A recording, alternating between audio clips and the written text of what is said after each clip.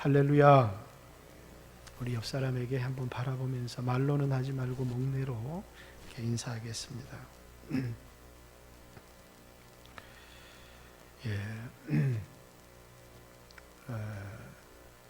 봄은 왔는데 우리의 마음속에 봄은 아직 오지 않은 것 같습니다. 왜냐하면 우한 폐렴이 꺾이지 않고 확진자가 7,000명을 넘어가게 되고 수용해야 될 병원이 환자를 다 수용하지 못하게 되는 이런 굉장한 위기 속에 있고 이미 우리가 이 받은 그 피해라고 하는 것은 경제적으로는 말할 수 없는, 사람들이 IMF 때보다 더 어렵다. 국제평가기관에서는 1.6%의 성장에서 올해는 1.1%도 달성하기 어려울 것이다 라고 하는 전망을 내놓은 것을 보면 많은 사람들이 직장을 잃게 될 것이고 또 많은 자영업자들이 문을 닫아야 되는 파산에 이르게 될 것이고, 이런 경제적인 어려움 넘어서서 많은 사람들이 격리 상태에 질병과 싸우고 있고 또 이미 많은 사람들이 목숨을 잃은 이런 상황 가운데 있습니다. 지금까지 받은 피해를 그것만 해도 우리에게 너무나 큰데 아직 우리에게 더 큰 두려움이 남아있는 것은 그 우한 폐렴이 과연 통제가 가능할까 라고 하는 것입니다. 이것이 어디에서 폭발적인 그런 퍼져나가서 그래서 온 나라를 뒤덮는, 통제가 불가능해져 버리는 그런 문제로 확산되지 않을까 하는 그런 염려들이, 그래도 통제할 수 있다. 비록 피해도 있고 또 어려움들도 있지만 극복할 수 있고 넘어설 수 있다. 그러면 다행인데 혹시 이게 감당할 수 없는, 통제할 수 없는 문제가 되어버리는 것은 아닐까 하는 그런 염려와 그런 두려움들이 우리 모든 이들에게 있습니다.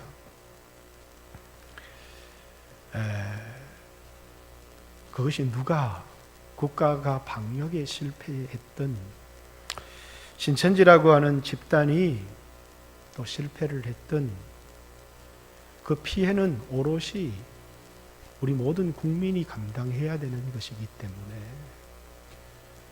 이게 신천지가 잘못이다, 국가 방역이 실패한 거다고 해서 누구도 우리에게 와서 경제적인 피해를 보상해 주지도 않을 것이고 죽은 사람을 살려내지도 못할 것이고, 이 피해가 오롯이 우리 모든 국민에게 돌아오는 것이기 때문에 겉으로 보면 우리에게는 아무런 실수도 없고 우리에게는 아무런 잘못도 없는데 왜 우리는 바깥에 나가지도 못해야 되고 공장을 돌리지도 못하고 예배가 제한을 당해야 되고 가게가 문을 닫아야 되고 우리에게 이런 피해가 오는지 우리는 우리 자신을 한번 돌아봐야 되는 그런 시기가 된 것 같아요. 뿐만 아니라 국가적인 문제뿐만 아니라 여러분 개인적으로도 그렇죠. 육체의 질병이 걸린다든지 경제적인 어려움이 우리에게 찾아오면 돈도 허비가 되어지고 고통도 당하지만 그것이 고칠 수 있다면, 그것을 극복할 수 있다면, 견뎌나갈 수 있다면 그래도 우리는 좀 희망을 가질 수가 있는데, 근데 우리에게 이게 이제 내가 고통을 당할 뿐만 아니라 이게 이제 감당할 수 없는 문제로 번지면 어떡하나 하는, 그래서 누가 암에 걸렸다 그러면 이게 고칠 수 있는 수준인지 아니면 그 한계를 벗어나는 것인지, 그래서 사람들은 몇 끼입니까? 라고 하는 것을 먼저 물어보는 이유가 뭐냐면, 비록 돈이 허비되기도 하고 치료하는 과정에 많은 고통을 받게 되지만 결과적으로 이것을 극복할 수 있는가? 아니면 극복하지 못하고 쓰러져 버릴 것인가? 라고 하는 것에 관심을 가지게 되기 때문이죠. 여러분, 나라가 이런 어려움을 겪듯이 우리 개인의 인생의 삶 가운데서도 우리 인생의 많은 위기와 어려움들을 겪게 됩니다. 그런데 예수를 믿는, 복음을 믿는, 기독교를 믿는 여러분과 저는 이때 이런 질문을 꼭 한번 해보게 됩니다. 내가 믿는 예수님이, 내가 믿는 기독교가, 내가 의지하는 복음이 이런 위기 속에서 나에게 실제적인 도움이 되는가? 라고 하는 질문입니다. 여러분, 여러분의 인생에 위기가 왔을 때, 어려움이 왔을 때, 내가 다녔던 교회, 내가 의지했던 예수님, 내가 믿었던 복음, 기독교가 실제적으로 내 삶에 도움을 가져다 줄 수 있는가? 아니면 아무런 실제적인 도움은 주지 못하고 단지 정신적인 위로를 우리에게 줄 뿐인가?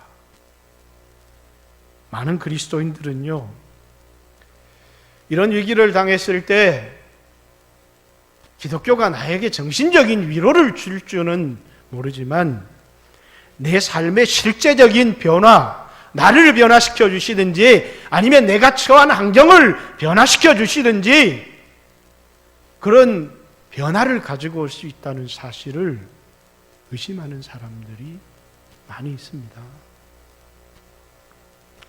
공산주의 사회주의는 기독교를 인민의 아편이다, 이렇게 이야기를 했습니다. 기독교를 인민의 아편이다, 복음을 대중의 아편이다, 이렇게 표현한 것은 사람들을 사로잡는 그런 힘을 가지고 있고, 그리고 사람들로 하여금 고통을 잊게 하는 그런 마약과 같은, 아편과 같은 그런 역할을 할 수 있지만 실제적으로 사람들의 삶을 변화시키지는 못한다고 해서 기독교를 아편이다, 이렇게 표현한 겁니다. 여러분, 기독교는 단지 우리로 현실을 도피하게 하고 우리가 당하는 고통을 잊게 만들어주고 그리고 우리를 사로잡는 그런 것에 불과한 종교인지, 아니면 이런 위기와 이런 어려움, 여러분들이 여러분의 인생에 극복할 수 있는, 감당할 수 있는 그런 문제뿐만 아니라 우리 인생을 살다 보면 내 힘으로 감당할 수 없는 어려운 일들도 겪게 되는데, 그때 내가 믿고 있는 이 복음이, 내가 의지하고 있는 예수님께서 실제적으로 내 삶에 도움이 되는가? 결론적으로 오늘 얘기하려는 결론적인 얘기부터 좀 하고요. 복음이 시작될 때 사도 베드로는 천하 인간의 구원을 얻을 다른 이름을 우리에게 주신 적이 없다, 이렇게 사도행전 4장 12절에 이렇게 얘기를 합니다. 그 말은 우리의 인생이 죽음 앞에 놓여 있든지 감당할 수 없는 위기 앞에 놓여 있을 때에 이 세상의 어떤 철학도 나에게 실제적인 도움이 되지 못한다는 것입니다. 이 세상에 어떤 힘이 있는 사람도 그것에서 나를 건져내 주지를 못한다는 것입니다. 어떤 강한 국가의 체계도 나에게 도움이 되지 못한다는 것. 다른 어떤 종교도 정신적인 위안을 줄지는 모르지만 우리를 구원해내지는 못한다는 것입니다. 오직 복음, 십자가에 달린 예수 그리스도만이 우리에게 정신적인 위로를 주는 것을 넘어서서 우리를 구원해 줄 수 있다는, 우리에게 실제적인 도움을 주시는 구원자라고, 유일한 복음이라고 다른 어디에도 우리를 구원해 줄 구원자가 우리에게 없다고.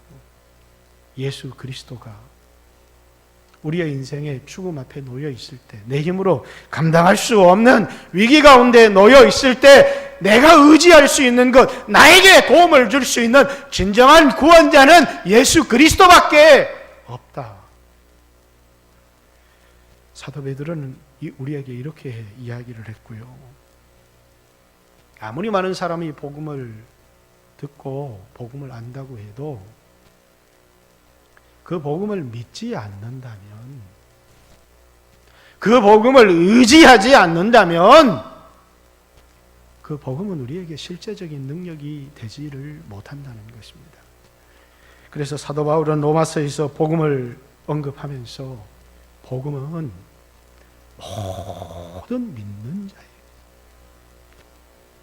그것이 여자든 남자든 흑인이든 백인이든 가난한 사람이건 부유한 사람이건 헬라이건 유대인이건 죄를 지은 사람이건 그렇지 않은 사람이건 모든 믿는 자에게 구원을 주시는 하나님의 능력이 된다. 이렇게 얘기를 합니다. 뭐 하지 않으면요? 믿지 않으면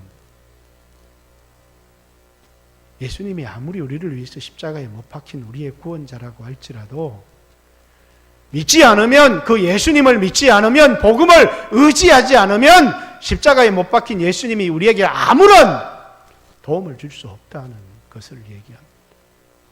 믿어야 우리의 마음의 위로가 일어날 뿐만 아니라 믿어야 우리의 삶에 실제적인 하나님의 역사가 일어난다고 저는 청년 시절에 확신이 있었습니다.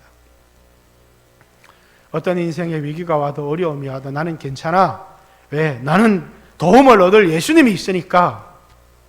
근데 자꾸 신앙생활을 오래 하면 오래 할수록 확신들이 자꾸 흔들리기 시작했습니다. 왜냐하면 예전에는 너무나 많은 사람들이 믿음으로 불가능해서 구원을 얻는 많은 사람들을 보았는데, 이제 교회 안에서 신앙생활을 하면서 많은 사람들을 지켜보면서 믿음의 능력에 대한 의심들이 생겨나기 시작하더라는 것입니다. 왜냐하면 많은 믿는 사람들이 위기 가운데 하나님의 도움을 얻지 못하고 쓰러져 버리는 사람들을 너무 많이 보았기 때문, 복음을 몰랐기 때문이 아니라 복음을 알았음에도 불구하고, 복음을 들었음에도 불구하고 그것을 확신하고 의지하지 못함으로 복음의 능력을 경험하지 못하는 많은 사람들을 보았습니다. 저는 하나님께 기도를 드리면서 이 우한 폐렴이 다 지나갈 때까지 우리 성도들에게 다시 한번 복음을 말해야 되겠다. 그래서 오늘 본문을 택하였습니다. 본문은 바울이 디모데에게 보낸 바울의 마지막 편지입니다. 바울의 인생의 마지막 편지이고, 편지를 쓸 때 그 편지에는 목적이 있습니다. 어떤 편지는 안부를 전하기 위한 편지도 있고, 또 어떤 남자가 여자에게 편지를 쓰면서 사랑을 고백하기 위한 편지도 있고, 편지의 종류에 따라서 그 편지의 목적이 존재합니다. 바울도 디모데에게 이 편지를 보내면서 디모데가 어떤 상황인지를 모르기 때문에 네가 지금 어떻게 지내니? 그럼 네 마음은 어떠니? 지금 어떤 사역을 하고 있느냐? 이런 안부를 묻고 있는 편지가 아니고, 디모데가 너무 낙심을 하고 너무 좌절을 하고 너무 절망을 하고, 그래서 그 디모데를 다시 일깨우기 위해서. 그런데 가만 보면 디모데는 감옥에 갇힌 것도 아니고 죽음의 위기 앞에 있는 것도 아닙니다. 감옥에 갇혀서 사형 선고를 받고 죽음의 날을 기다리고 있는 사람은 디모데가 아니고 바울인데, 바울이 죽음의 위기 가운데 사형 선고를 받고 형이 집행되는 날을 기다리고 있는 사람은 바울인데 왜 좌절하고 왜 낙심하고 왜 두려워하고 좌절해버리는 사람은 디모데인지. 바울은 디모데에게 편지를 쓰면서 하나님이 우리에게 주신 것은 두려워하는 마음이 아니요 오직 능력과 사랑과 절제하는 마음이다. 두려워해야 될 사람이 있다면 난데 왜 네가 두려워하느냐? 여러분, 왜 이런 일이 일어났을까? 디모데는 막상 이런 일을 겪지도 않았는데 좌절하고 두려워하고 절망하고 염려하는데, 정작 바울은 감옥에 갇혀서 사형 선고를 받고 죽음의 날을 기다리는데 아무렇지도 않습니다. 그러면 오늘 바울의 고백을 들어보면 11절에 내가 이 복음을 위하여 선포자와 사도와 교사로 세우심을 입었다. 나는 복음을 위한 선포자요 사도요 교사로 예수님으로부터 세우심을 입었고, 이로 말미암아 내가 복음을 위하여 살다가 감옥에 갇혔고 사형 선고도 받았다. 그럼에도 불구하고 나는 이 복음을 부끄러워하지 않고 나는 두려워하지 않는다. 왜? 내가 믿는 자를 내가 알고 있기 때문이고, 내가 그분에게 의탁한 것을 그분이 끝날까지 지켜주실 것이라는 것을 확신하기 때문이다 라는 고백의 이야기를 바울이 하고 있습니다. 바울이 이렇게 담대했던 것은 어떤 사람들은 디모데는 우울증이었고 바울은 너무나 낙천적인 성격을 갖고 있었기 때문이다. 성격 때문이었을까요? 어떤 사람들은 바울이 생각이 깊은, 정신력이 강한 철학적인 사람이었고 디모데는 아주 단순한 사람이었기 때문일 거다, 그렇게 말하는 사람도 있습니다. 그것 때문이었을까요? 그렇다면 바울이 디모데에게 어떤 권면을 한다고 할지라도 디모데는 담대한 사람이 될 수 없을 것입니다. 그런데 바울이 이렇게 그럼에도 불구하고 라고 하는 신앙.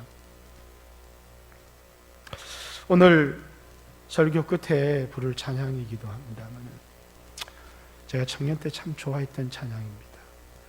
내 평생에 가는 길 순탄하여 늘 잔잔한 강 같든지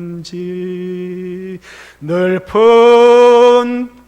큰 풍파로 무섭고 어렵든지. 이 찬송을 지은 사람은 스패포드라고 하는 미국 시카고에 있는 변호사였습니다.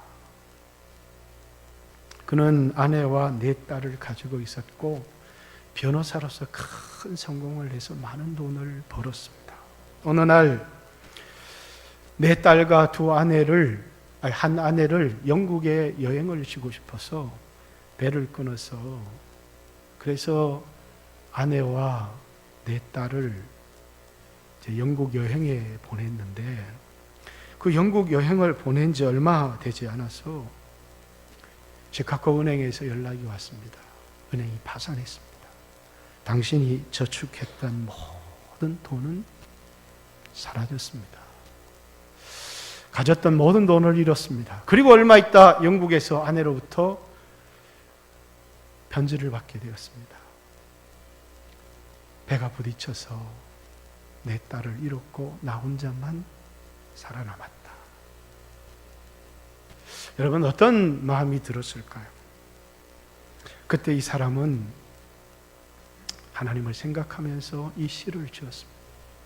내 평생에 가는 길 순탄하여 늘 잔잔한 강 같든지, 아니면 큰 풍파로 무섭고 어렵든지 내 영혼은 언제나 늘 평안하다. 그에게 이렇게 인생의 형통한 날에도, 아니면 인생에 감당할 수 없는 어려움과 위기를 만났을 때도 그의 마음이 평안할 수 있었던 비결. 아니, 사형 선고를 받고 감옥에 갇혀 있는 이 바울이 평안을 누릴 수 있었던 그 비결, 그 비결은 무엇이었을까요? 예수 그리스도, 복음 때문이었다는 사실. 여러분, 우리의 인생에 때때로는 우리는 늘 우리 인생이 잔잔한 간 같기만 한 인생을 살았으면 좋겠습니다. 그래서 늘 이렇게 저는 가끔씩 웃기도 합니다만 자녀들 사진을 찍으면서 꽃길만 걷자. 그러면 얼마나 좋겠어요. 우리의 인생에 풍랑이 없고 꽃길만 같은 인생을 걸을 수 있다면 좋겠지만 우리의 인생은 꽃길만 있는 것, 넓은 대로만 있는 것이 아니라 때때로는 좁고 아주 협착한 죽음의 골짜기를 통과해야 되기도 하고 사망의 음침한 골짜기를 걸어가야 되기도 하고 항해하는 바다 가운데 감당할 수 없는 큰 풍랑 같은 인생의 문제를 우리는 만날 때가 있습니다. 그때 그럼에도 불구하고 내가 흔들리지 않고 평안을 누리며 살아갈 수 있는 그런 비결과 그 힘이 어디에 있겠습니까? 그것은 우리가 의지하는 예수 그리스도, 우리가 믿고 있는 복음 때문이다 라는 사실입니다. 그럼 여러분 한번 생각해 보세요. 디모데에게 도대체 어떤 일이 일어난 걸까? 바울은 죽음의 위기 앞에 있음에도 불구하고 이토록 담대하고 확신에 차 있는데 왜 디모데는 감옥에 갇히지도 않았고 죽음의 위기 가운데 있지도 않았는데 이렇게 좌절하고 이렇게 낭망하고 이렇게 두려움에 사로잡혀 있는 걸까? 아마 몇 가지를 생각해 볼 수 있는데 그는 복음을 망각했다 이렇게 생각하기는 어렵지만 복음을 자신의 삶에 적용하는 삶에 실패했다는 사실. 복음을 알고 있는 것과 그것을 내 삶에 적용하는 것은 전혀 다른 것이죠. 그래서 바울은 오늘 다시 디모데에게 복음을 설명하고 있지는 않습니다.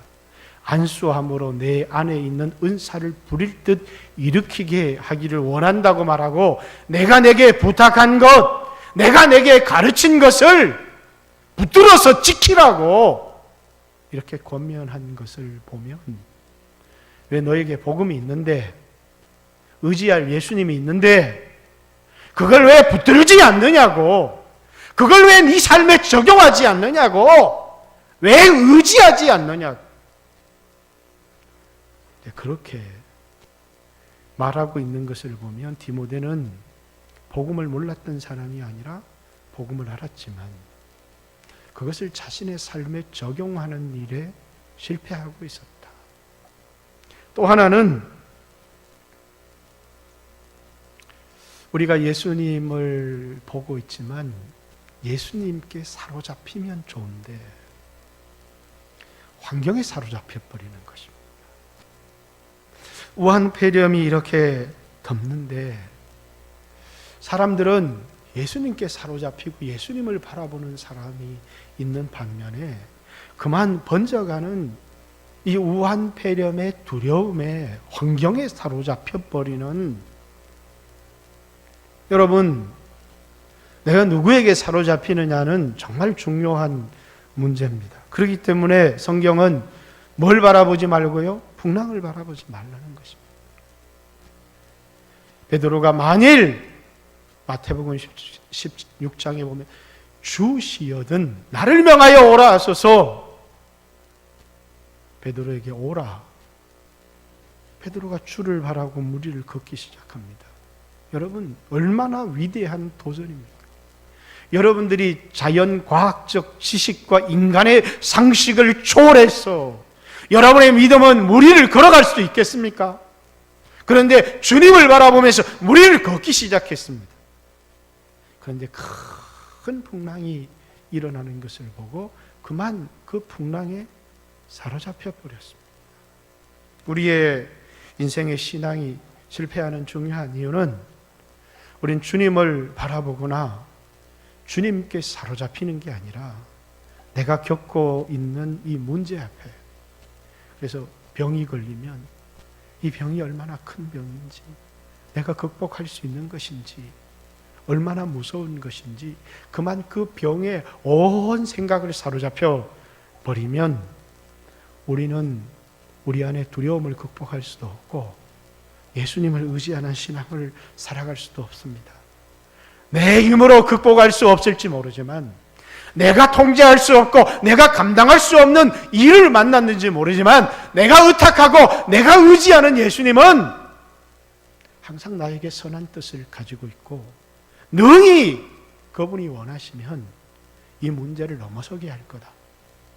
그래서 어떤 문둥병자가 고칠 수는 없지만 자신의 힘으로 예수님이 당신이 원하시면 나를 깨끗하게 할 수 있습니다 라고 고백했던 것처럼, 주님을 바라보면서 주님의 뜻이 무엇인지 우리는 다 알지는 못합니다.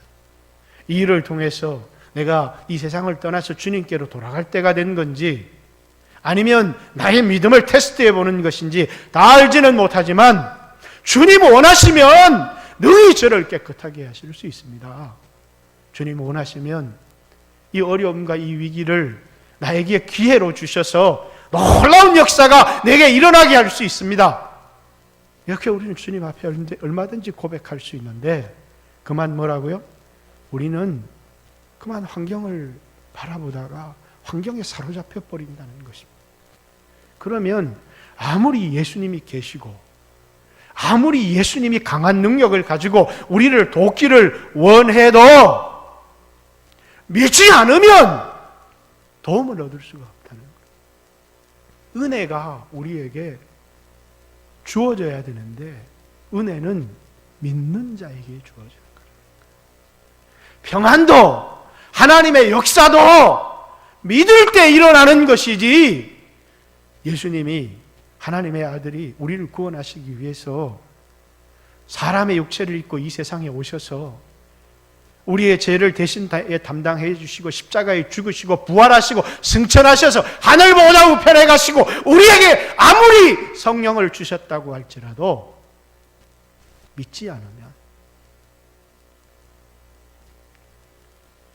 예수님이 우리를 위해서 하신 그 많은 역사들 우리에게는 아무런 소용이 없다는 것입니다. 환경에 사로잡혀서 예수님을 바라보지 못한다.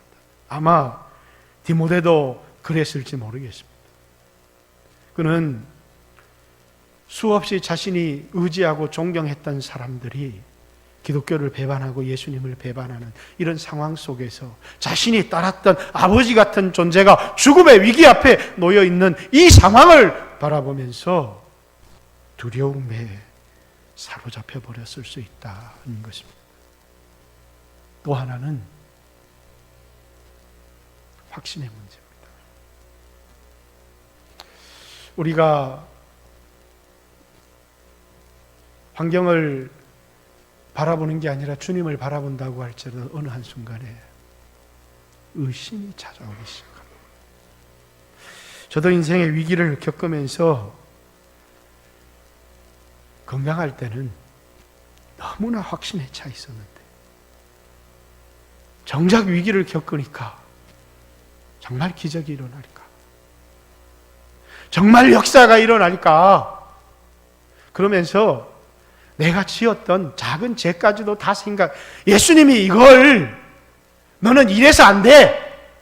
너는 이런 죄를 지었기 때문에 심판을 받아야 되잖아. 이렇게 말할 것 같아서 지었던 생각나는 모든 죄를 주님 앞에 고백하면서 그러면서 뭐라고요? 그만 나의 연약함 때문에 예수님이 살아계시다는 것도 알고 예수님이 우리를 위해서 십자가에 돌아가셨다는 사실도 아는데 그 예수님이 나 같은 자를 도와주실까?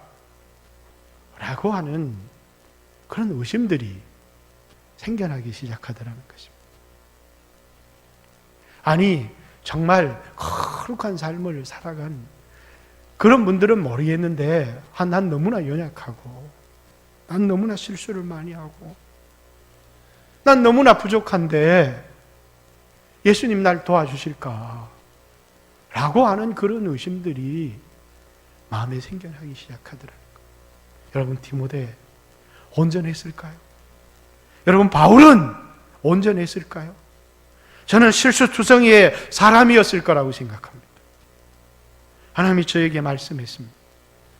나의 온전함 때문에 예수님이 나를 도와주는 게 아니고 나를 향한 예수님의 사랑, 내가 의지하는 것은 내가 온전히 살았던 거룩한 삶이 아니라 나를 버릴 수 없는 예수님의 사랑을 내가 의지합니다.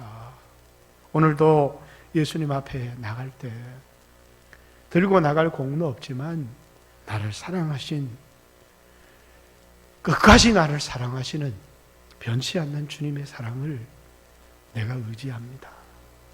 저는 그것을 인자, 우리를 향한 하나님의 헤세드, 그래서 저는 늘 그런 찬양을 했습니다. 주의 인자는 끝이 없다. 나를 향한 주님의 인자하심은 영원하고 무궁하다. 여러분, 디모데는 아마 복음을 알고 있었을 것입니다. 그러나 그 복음을 자신에게 적용하는 일에 실패할 수 있습니다. 디모데는 주님을 바라보기보다는 환경을 바라보다가 그만 확신을 잃어버리고 믿지 못하는, 그리고 디모데는 아니 주님이 살아계신 것도 믿고 놀랍게 역사하는 것도 바울을 통해서 수없이 봤지만 그만 자신의 연약함 때문에 내가 주님의 도움을 얻을 수 있을까 하는 두려움에 사로잡혔을지 모르겠습니다. 어쨌든 디모데는 넘어졌고 좌절했고 낙심했고, 바울은 그런 디모데에게 야, 네 우울증 기질이 문제야. 아니 좀 강한 사람이 돼야지 라고 그에게 처방전을 써주지 않았다는 것입니다. 다시 그에게 복음을 일깨워주고 있다는 겁니다. 네 할머니, 네 어머니로부터 배웠던 말씀, 그리고 그것으로 말미암아 내 안에 있는 믿음을 내가 일깨우고 싶다는 겁니다. 여러분, 우리 안에는 예수 그리스도에 대한 믿음이 없습니까? 근데 우리는 어느 한순간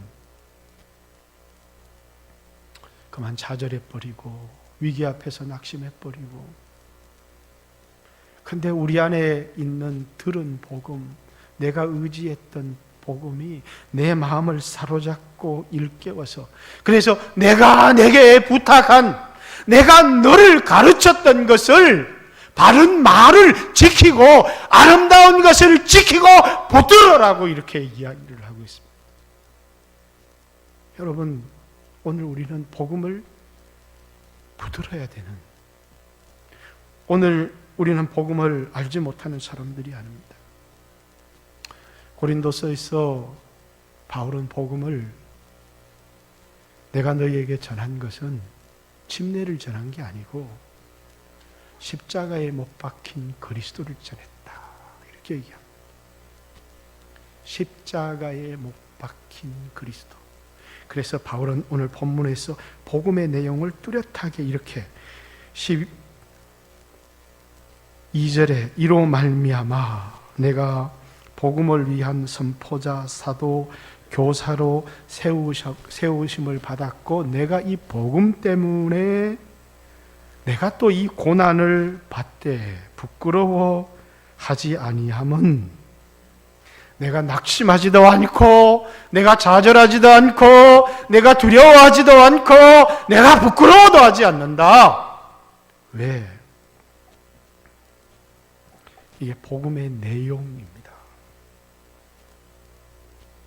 내가 믿는 자를 내가 알고 있다. 우리는 우리의 믿음의 내용을 알지 못한다면 뭘 믿어야 되는지.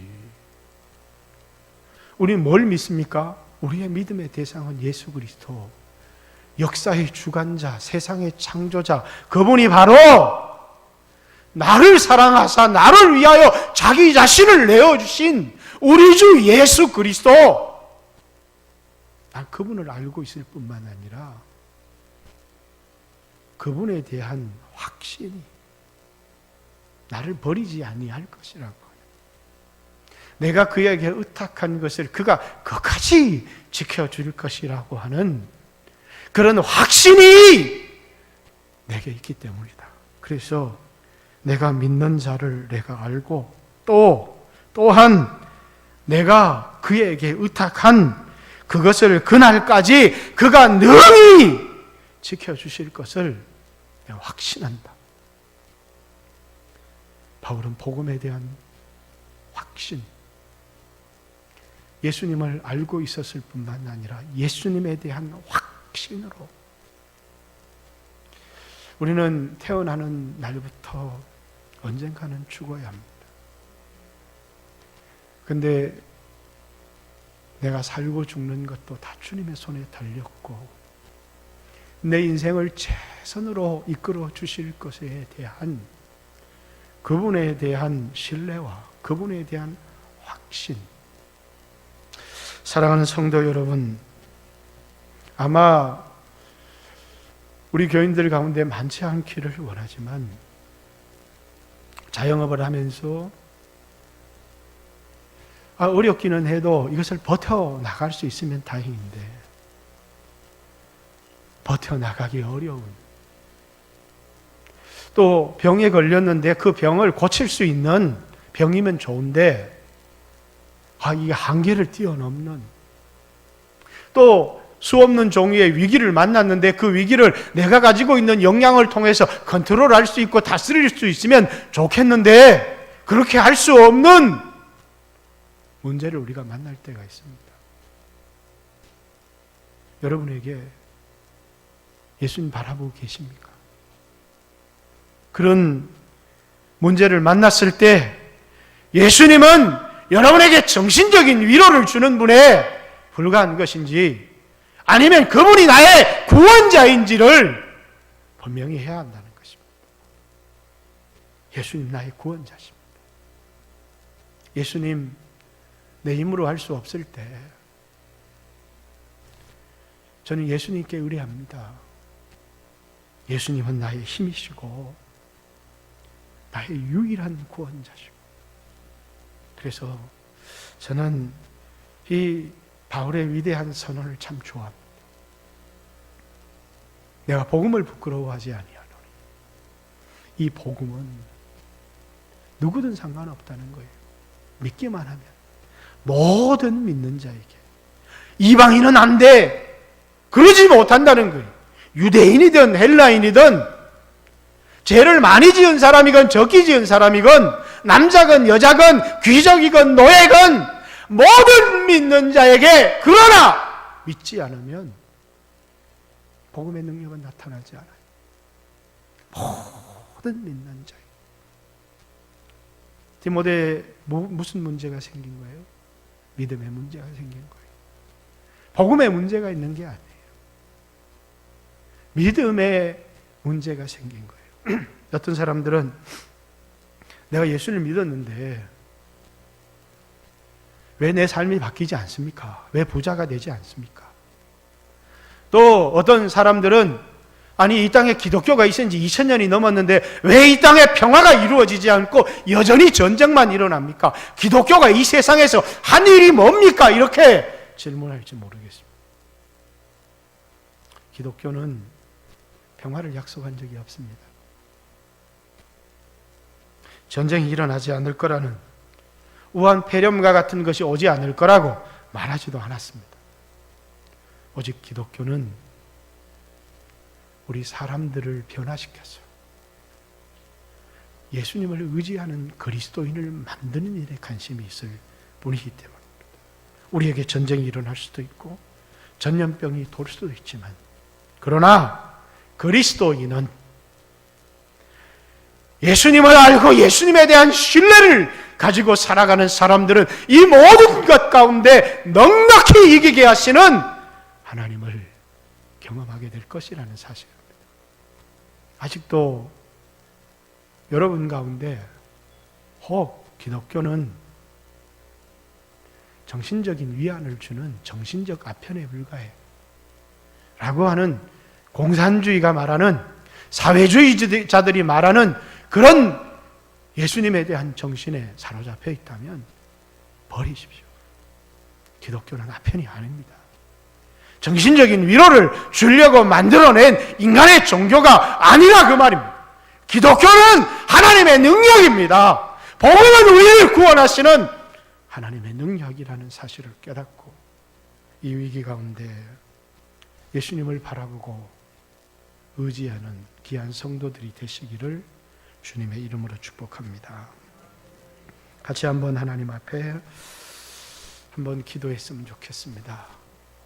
저는 여러 우리 성도들도 이 어려움의 예외가 아닐 거라고, 직장의 위기를 만나는 사람도 있을 거라고, 자영업의 위기를 만나는 사람도 있을 거라고, 또 우리 성도들 가운데 아무도 걸리지 않을 거라고 누가 보장을 하겠습니까? 그러나 주님, 정말 믿음으로 예수 그리스도를 의지함으로 믿는 자에게 구원을 주시는 하나님의 능력을 경험할 수 있도록, 믿는 자에게 구원을 주시는 하나님의 능력을 경험하는 교회가 되게 하여 주시옵소서. 같이 한번 하나님 앞에 주여 하신 후에 한번 기도합니다. 기도드리겠습니다. 주여